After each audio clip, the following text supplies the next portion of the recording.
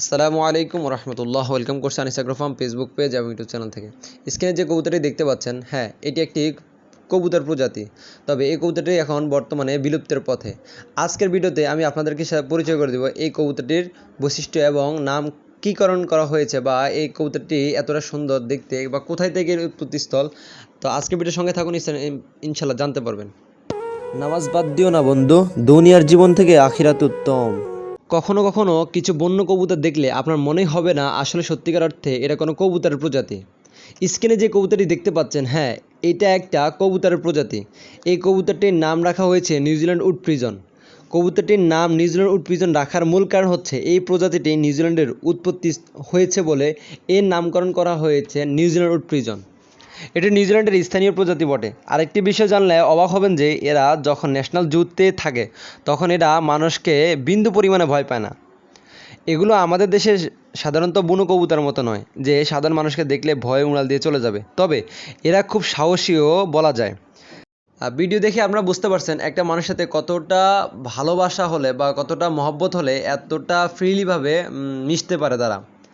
এটা সাইজ বোঝাটাও, এটা সাইজও মাশাল্লাহ কতটা বড় সড়ো তা সামনাসামনি রাখলে বুঝতে পারবেন না। তবে আনুমানিক হাউস পিজম কবুতরের চেয়ে প্রায় সমান বলা যায়, কারণ হাউস পিজমের কবুতরের সাইজ 20 ইঞ্চি দৈর্ঘ্য। ইংলিশ প্রকৃতবিদ যার নাম হচ্ছে জোহান পিটকিন গ্যামলিন, যে কিনা 1789 সালে পাখিটিকে 50 সেন্টিমিটার অথবা 20 ইঞ্চি দৈর্ঘ্য এবং 550 গ্রাম থেকে 850 গ্রাম ওজনের, এক কথায় কবুতর প্রজাতি বৈশিষ্ট্য হিসাবে গণ্য করেছিলেন। এই কবুতরটির গায়ের রং 3টি কালারে দেখা যায়, যা সত্যি অবাক করা বিষয়। সাদা স্তন, 3টি তীক্ষ্ণ সবুজ নীল রঙের আবৃত রয়েছে সারা শরীরে। এদের মধ্যে আরেকটি প্রজাতি রয়েছে যা বিলুপ্তের পথে বলে চলে, তার নাম নরফক।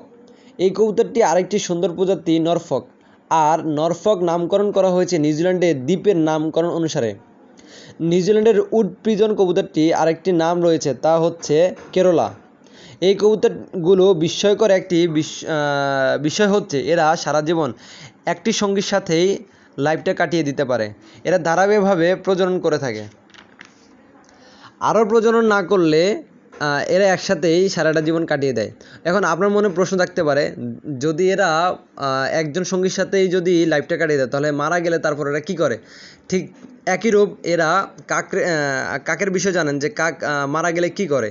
তখন ওরা আর পরবর্তী কোনো কাউকের সাথে জীবনসঙ্গী হিসেবে বেছে নেয় না। ঠিক এরাও জীবনসঙ্গীটা মারা গেলে আর পরবর্তী আর কোনো জীবনসঙ্গীকে বেছে নেয় না। এভাবে তারা সারাটা জীবন কাটিয়ে দিতে পারে। এরা গাছের শুকনো ডালে বাসা বাঁধে এবং সে বাসায় একটি মাত্র ডিম পাড়ে এবং সেই ডিম থেকে একটি মাত্র বাচ্চা ফুটতে সক্ষম হয়। এদের খাদ্য তালিকায় পাতা, কুঁড়ি এবং ফুল খায় এবং ফল খেয়ে এরা জীবনযাপন করে থাকে। শুধুমাত্র এই ধরনের কবুতর এই ধরনের খাবার খেয়ে থাকে আসলে তা কিন্তু নয়। আপনাদের বাসা বাড়িতে গৃহপালিত যে কবুতরগুলো রয়েছে তাদেরকেও যদি আপনি ঘাস, শাক, সবজি সামনে দিয়ে রাখেন তারাও সেগুলো অনেক মজা করে খাবে। উদাহরণস্বরূপ আপনারা জানেন আমার কবুতরের ছোটো একটি ফার্ম রয়েছে। সেখানে প্রায় সব কবুতরই আমার ছাদের বাগানে হামলা করে, বিশেষ করে মরিচ গাছের পাতাগুলো এবং ফুলগুলো তারা খেয়ে ফেলে। সারা পৃথিবীতে এই কবুতরের জাতটি প্রায় বিলুপ্তের পথে। আজকের ভিডিও এই পর্যন্তই। সবাই ভালো থাকবেন। আর আমার ভিডিও যদি আপনাদের ভালো লাগে থাকে অবশ্যই আমার চ্যানেলটিকে সাবস্ক্রাইব করে পাশে থাকবেন। আসসালামু আলাইকুম রহমতুল্লাহ।